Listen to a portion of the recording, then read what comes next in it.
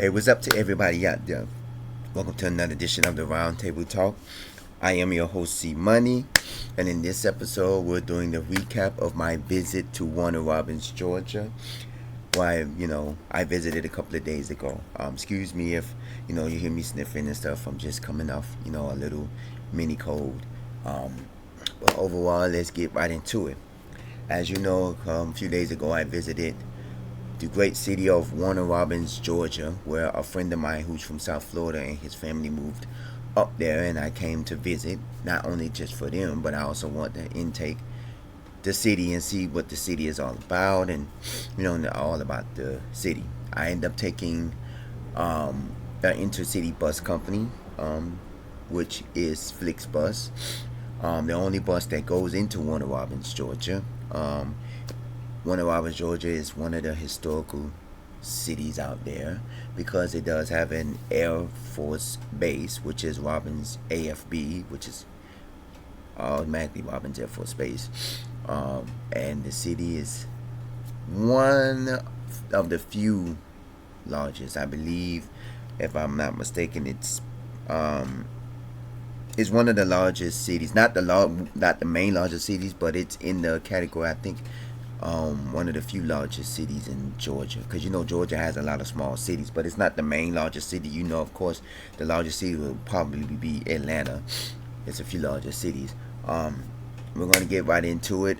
Bigs up to Flixbus because Flixbus is a company that started in the early 2000s, mid 2000s, and I found out through somebody up there that Flix had bought out Greyhound, and I kind of noticed that because when I ordered my bus ticket, I can order either through Greyhound or I can order through Flix, and this time I ordered through Flix because they're the only bus company that goes to Warner Robins, Georgia. I took Greyhound from Miami to Orlando, then I had to transfer from a Greyhound to a Flix bus for Orlando to Warner Robins, even though the bus destiny was Atlanta, Georgia, but Warner Robins bus stop is only operated by Flixbus. So big ups to Flix on that, because normally I take Megabus, and Megabus is my bus because they only have a few stops, and they're like an express bus service, and the the prices start at $1 depending on how far back you book your trip. If you book your trip now and you're going somewhere in August or September, your trip can be no more than $1. So big ups. That's my favorite. But since they don't have a lot of stops, and Warner Robins is one of my stops, I had to choose Flix because even Greyhound don't have a lot of stops. Flix is a bus that has more stops than Greyhound, and a lot of the Flix bus stops that are in cities that Greyhound go to, their bus stops are different. When we stopped in Gainesville, because once we left Orlando, we had two stops then Warner Robins. We had a Gainesville stop, which is in Gainesville, Florida. Then we had a Valdosta, Georgia's bus stop, and then we went to Warner Robins. And the Gainesville bus stop is at the Rosa Parks bus station, which I didn't know about. And that was something interesting to know, that if you Google it and look it up, they have pictures of the bus stop, and the bus stop has like paintings and stuff commemorating Rosa Parks and everything. So that's a good thing there. And Valdosta is a gas station bus stop, and that's where Greyhound and Flixbus has a bus stop. Because some of the cities that they go to, the bus stops are the same bus stops as Greyhound and Flix. They have the same bus stop, only because most of these cities are not as popular. Now, Gainesville is different because Gainesville is a popular city, so Greyhound has a bus stop on one side of the city. Like Orlando has two bus stops. Orlando for Flixbus has two bus stops. Flix has the Orlando bus station, which is the Greyhound bus station, and also they have the Orlando Florida Mall, which is also the bus stop where Megabus is at, and that's where I ended up coming back to when I was coming back from Warner Robins. My bus stop and my connecting bus was at the Orlando Florida Mall. Even though they stopped at the Orlando bus station, my itinerary said I had to get off at the Orlando Florida Mall and transfer to my bus there. Well, when I was coming to Warner Robins, my transfer was at the Orlando bus station. So when I got to Warner Robins. Of course, I got there before 5 o'clock in the morning. I got there around 4:45, 4:50, which was okay because the bus was supposed to get there at 5:15.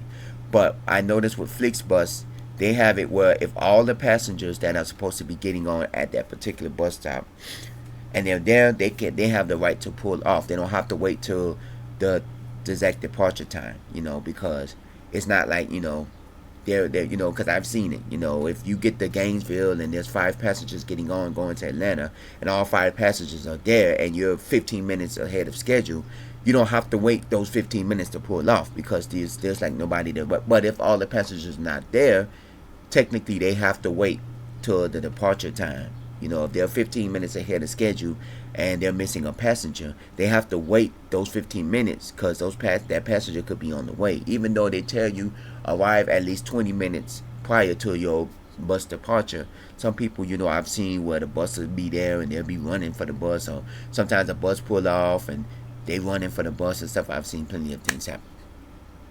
So when we got there, my original plan was to linger around the bus station, which is a Pilot truck stop gas station, and they had an Arby's, but I said I had a lot of packages and bags, so I just ended up going to my hotel. Big ups to Ramada Inn in Warner Robins. Well, they call it the Ramada Conference Center, but it's the technical name is Ramada Inn. When I got there, they allowed me for an additional $25 to check in. So if you have a reservation at the Ramada Inn in Warner Robins and you get there earlier than the normal check-in, which is at 3 o'clock, they allow you for an additional $25 to check. Well, I'm guessing if you get there like 1 or 2, they probably won't ask you for an additional $25. But I got there early. I was there like 5:30 in the morning, ready to go, and it was like, oh, well, we can check you in for an additional $25. And 5 o'clock, 5:35 in the morning minus 3 in the afternoon, that's like almost 10 hours or so, going on 10 hours before, check in. So, I should say, hey, why not, check in for an additional $25 instead of waiting till 3 o'clock with all these bags, and the guy was like, oh, I just was informed a couple of days ago that we could do that.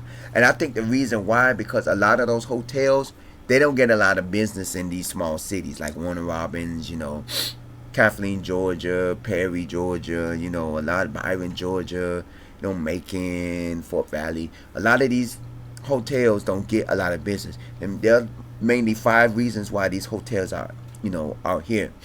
The main reason is, number 1, you get a lot of passerbyers. Let's say, for instance, you get somebody coming that's driving to Texas, or they're driving to Mobile, to Alabama, or they're driving to Mississippi, and they're tired. They say, oh, let's go check into this hotel, get a night's rest, and then we'll leave in the morning. That's one thing. Number 2, you get a lot of these people that are only here for a day or 2 because they're here for a funeral, because somebody died, and like they say they're checking in today, but they're leaving, on, 2 days from now. They're leaving the day after tomorrow because of the funeral. The funeral is tomorrow, so they're going to check in, because that's what happened when my grandma passed in 2021. I ended up, we had our grandma's funeral in Port St. Lucie, and then we ended up at a hotel in Fort Pierce, and which is a city next over, and we checked into our hotel early because they gave us an early check-in for no additional charge. Big up to Motel 6 in Fort Pierce. And then we went to the funeral. We went to the,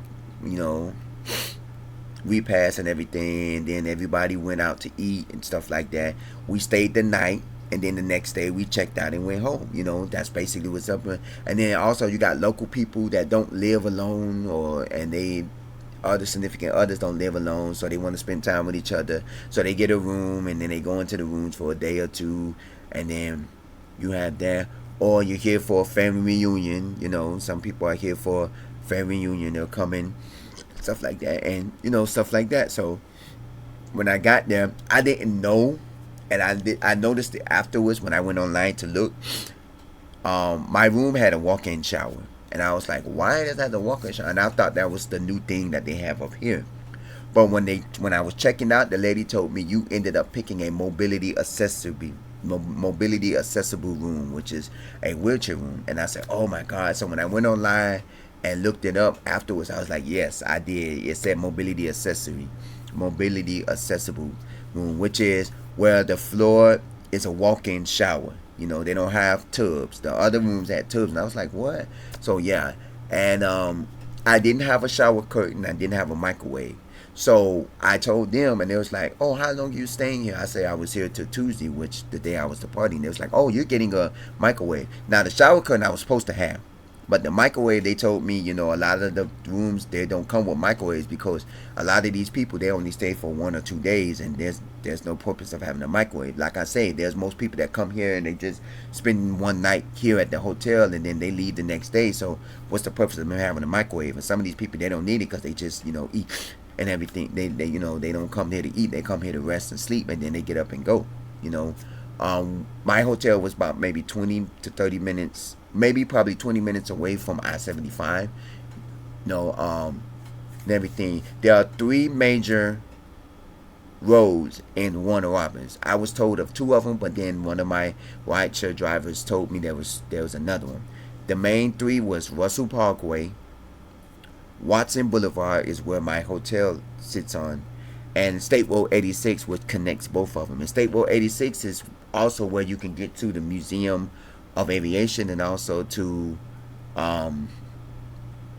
Rigby's Entertainment Complex, which is the 2 places I visited.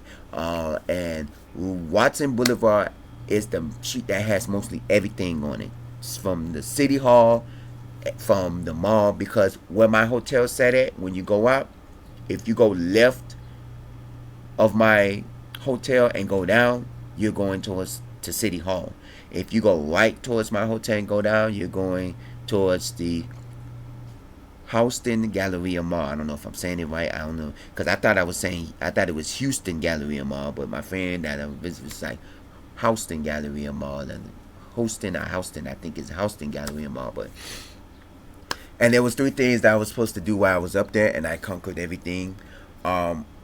Something shopping food, which was the Houston Galleria Mall, because I went to visit it. You can check out that video.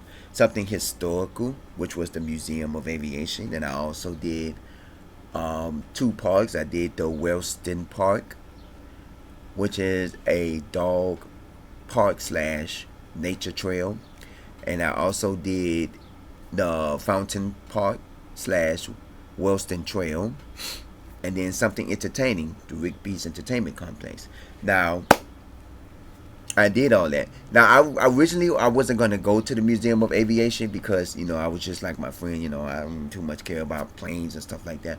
But I said it would be a great addition to traveling with the round table, and it would be something great to do. So I said, okay, why not do it? Why not have do the Museum of Aviation? And I came out and it was beautiful.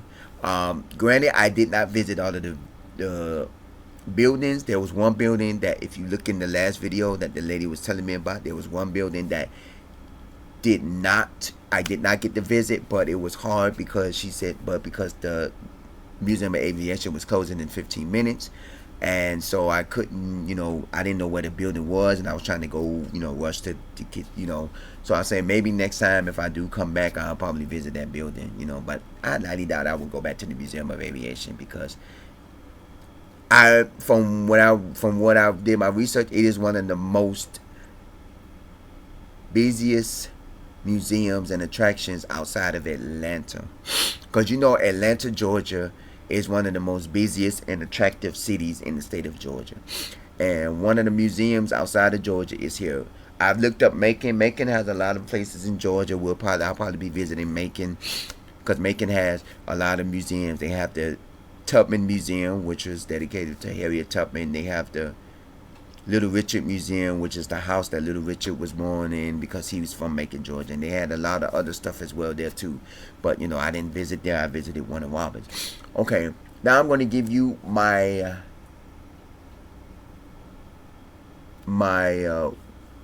rate and why I give it that rate. Warner Robins is I give it a 5. And the reason why I give it a 5 is because there are several reasons why. Maybe 3 to 5 reasons. Number one, Warner Robins has no public transportation. I did look up that there is a transportation building there, and it might be where you can call and um, request transportation or something like that. But overall, there is no bus transportation there. So if you're a visitor or somebody that's passing by, you're not gonna get bus service there. I had to Lyft and Uber everywhere. I mean, and granted, most of the stuff wasn't cheap, and some of it was cheap. You know, getting from the most expensive was probably from Rigby's to where I was at, because Rigby's was the farthest out. The Museum of Aviation wasn't as far, but it wasn't close, but it wasn't far. The closest place to me was the two parks, which was in walking distance for me. The Wellston Park and the Fountain Park / Wellston Trail. They was the closest because they was in walking distance.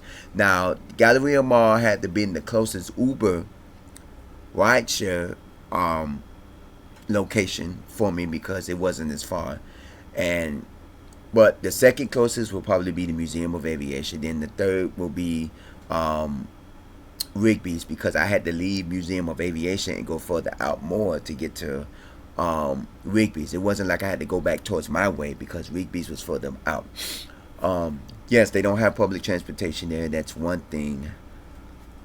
Number two, everything is basically, and this is not just for this city, it's other cities. A lot of these places are spaced out, and a lot of these places, they don't, you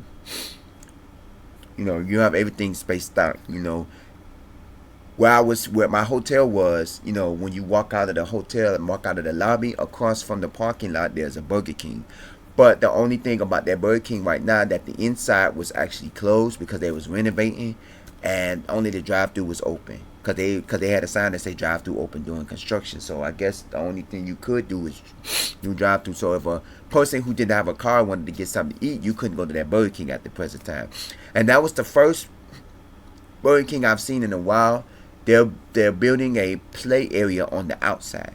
A lot of these Burger Kings and McDonald's that are being rebuilt and being remodeled, they're not adding play grounds or play place. How McDonald's call it a play place, but I call it a playground. And a lot of the Burger Kings I've seen in Warner Robins and cities and adjacent, they have playgrounds there. And I'm like, back here in South Florida, they're getting rid of all the playgrounds and the indoor play areas that they have from these Burger Kings. Most of them, they're still there. But a lot of these Burger Kings that didn't have it and being renovated, they don't have them and they're not adding them. This one was adding a playground to their Burger King, and I'm like, wow. And that's interesting because it's something to do in there, because 20 years ago it wasn't a lot to do in Warner Robins and these small cities. Remember, if you saw my video of Rigby's Entertainment Complex, Rigby's opened up in 2010. So they only been in business, in 2013, if I believe. Yeah, they opened up in 2013. So they only been in business for 11 years. So it's like, what was a lot of the kids doing before Rigby's opened up? There wasn't an entertainment complex. Yeah, I seen the bowling alley and the skating ring that they have. There, because the bowling alley, I think, is on Russell Parkway, because it wasn't too far from where my friend and them was staying at. Because they eventually moved before I got there. They moved to Kathleen, Georgia, like a few weeks before I got up there to visit. They moved to Kathleen, Georgia, which is another small city up there. And I saw that, when I was looking up things to do in Warner Robins, I saw a skating ring there, and stuff like that. So I guess they would go to the bowling alley or go to the skating ring before Rigby's opened up. And then Rigby's, they had all of that. They had a skating ring, they got a bowling alley. The only thing that I would say that I didn't get to do all the activities at Rigby's because of the fact that it started, to rain and storm. So I didn't get to do the go-karts, and I didn't get to do the mini golf. But there was people out there that was mini golfing in the rain because it started sprinkling rain. Because first it got heavy rain, then it started slowing down, it did sprinkle rain. I said, I'm not doing that. And I didn't get to do the skating rink because my friend was supposed to come with me, but they had a family emergency, so they couldn't come with me at the time. So we ended up meeting up later on that day, and I didn't know how to skate, so they was gonna teach me how to skate, but I didn't know how to skate. But I did do the bowling, I did do the laser tagging. I played the video games with the money I had. They did. I got there on Monday, which was a good thing because Monday after 4 p.m., Rigby's has a $25 armband where you could either do $25 armband for unlimited arcade games, or you could do $25 armband for unlimited attractions minus the go-karts, because the go-karts is not included. You could do unlimited mini golf, bowling, whatever, skating, laser tag, whatever. So it was fun. It was a nice place. I gave it a 5 because it's that's their only entertainment complex. And not only that, another reason why I gave it a 5, a lot of the restaurants close early. Like Huddle House is there. Huddle House is another restaurant that is the equivalent to Waffle House, and that's why it's called Huddle House. And they close at 10 p.m. at night. When I came in from Rigby's Entertainment Complex, because I didn't want to eat at Rigby's, because Rigby's, basically they sell what you would find here at Boomers or Dave and Buster's. They sell hot dogs and pizza and burgers. The simple stuff you will find in a South Florida entertainment complex. Something you'll find at Game Time, or something you'll find at Boomers, or all these other entertainment fun centers. So I'm like, nah, I want something from Georgia. I did visited Shark Fish and Chicken restaurant, which is like a half a block or so, because it was on the other side of Burger King. And me and my friend, we ate from there. Nice. I had a Philly sandwich with some fries. I'm not really a seafood fish fan. I like shrimp and stuff like that. Crabs and lobster, they're nice. But I'm not really a seafood fan. So I just got the Philly sandwich and fries. It was a nice place. When I got back from Rigby's, a lot of the places was closed because I got back after 10. So I had no choice, but I ended up at the only place that would be open late night, which was down the street from where I was, and that was Checkers, because Checkers stay open till like 4 or 5 o'clock in the morning, and surprisingly in Warner Robins they stayed open till 4 in the morning. I was like, ooh, because down here Checkers stay open till like 4 o'clock on certain nights and 5 o'clock on weekends, and I was expecting them to close like 1 or 2, maybe 3 in the morning because it's Warner Robins, it's Georgia. And they stayed open till like 4 in the morning. I was like, wow. So I had no choice but to eat that. You could check out all my videos. The first videos I did Wellston Park. I did the Fountain Park / Wellston Trail was the second video. The next video I did the Houston Galleria Mall. I don't know if I'm still saying it right. If I'm saying it wrong, somebody correct me. Then I went to the Museum of Aviation. From the Houston Galleria Mall, I went to the Museum of Aviation. From the Museum of Aviation, I went to Rigby's Entertainment Complex. I didn't get to do the Rigby's Water World, which was the water park, because when I was supposed to do it there on Sunday, but I ended up going Monday. And due to the fact I got there a little bit after 5 o'clock and the water park closes at 6, I couldn't do it. But if I ever was to go back there, which I probably will, I'm not for sure when I'll be planning on going back there. I'll make sure to make a plan to go to the water park there, because I haven't been to a water park in God knows how long. I've never been to a water park, but the water parks I've been to, are them park water parks, the county little mediocre water parks that be having one little slide, or stuff like that.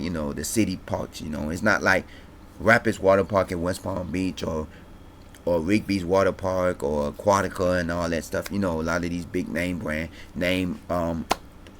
water parks. It's one of them little local city parks.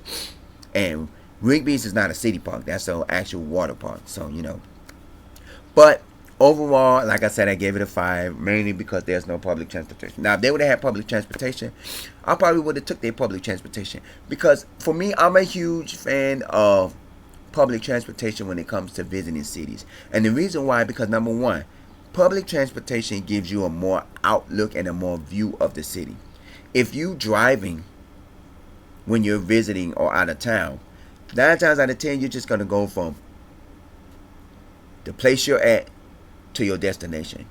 But when you're taking public transportation, a lot of these public transportation, whether it's bus or train or whatever, they go into different areas and you get to look. Like when I visited Atlanta, I had a bus that, when I visited in 2019, I stayed in Union City. And from Union City, I had to take the train to the bus to the train station, get off and take a bus to my hotel.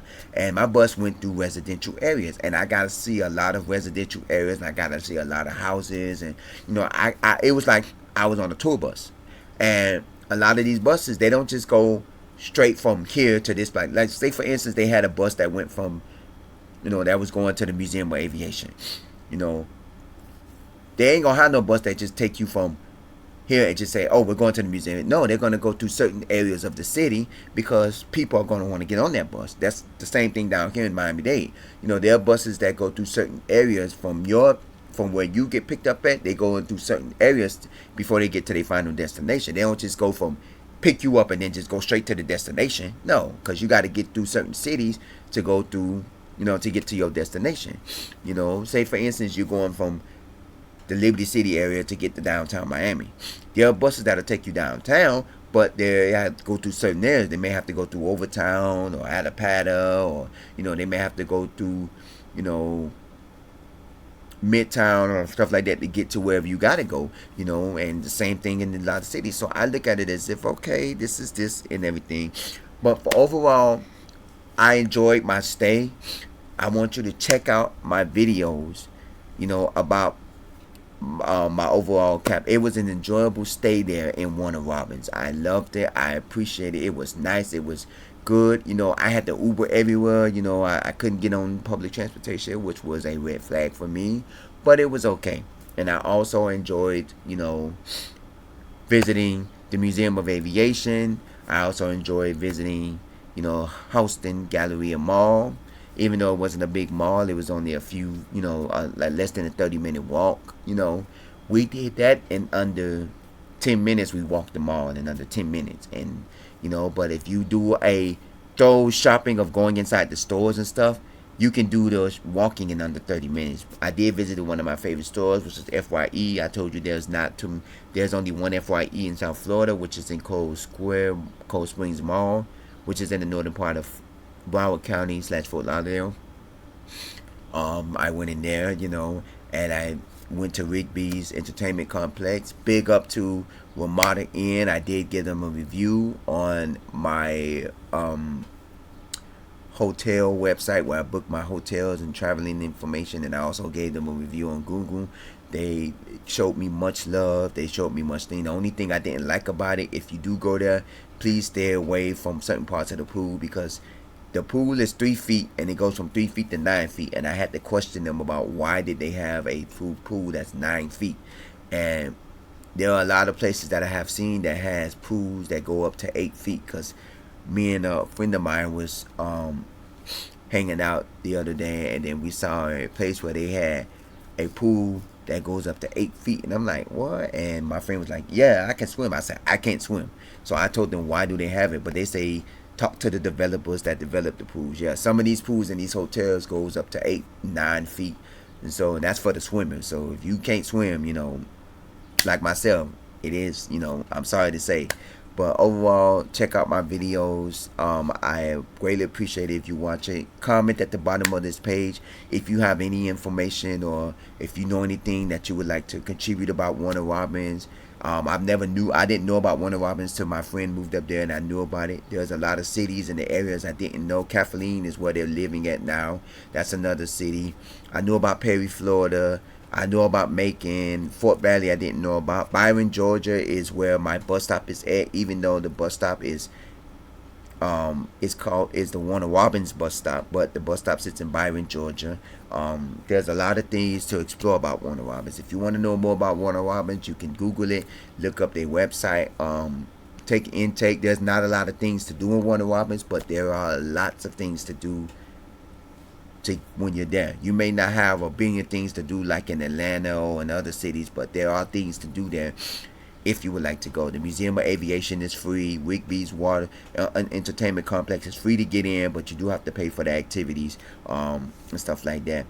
Don't forget, comment at the bottom of this page. You can also email me, roundtable00@yahoo.com. If you have any memories of going to Warner Robins or the adjacent cities, you can comment at the bottom of this page. You can also email me. I would like to hear stories of anybody who's ever been to Warner Robins for whatever reason. If you were just passing through, or you was there visiting a friend like I was, or you're there for a family reunion, or you just saw it on the expressway on your way to Atlanta or any other place, and you just wanted to know about it, and you found some information about it. There's not too many notable people that is from Warner Robins. There are people that are from Warner Robins, but most of the people that are from Warner Robins, are like politicians and little mediocre people that we've never heard of because I googled them. So I thank you for watching this. Don't forget to click and subscribe to our channel, and don't forget to check out all of my videos in Traveling with the Round Table, and don't forget to check out my other channels, Hotspots in South Florida and History in South Florida, where we take a look at a lot of stuff in South Florida, where we look at the hotspots in South Florida, where we go to the hottest places to visit when you're in South Florida, or if you're in South Florida already, the places to go to have fun or anything like that. And History South Florida, we take in the historical facts and places in South Florida. This is the Roundtable Talk. I am your host, C Money. As always, stay blessed, stay safe, and I will see you in the next episode. Take care.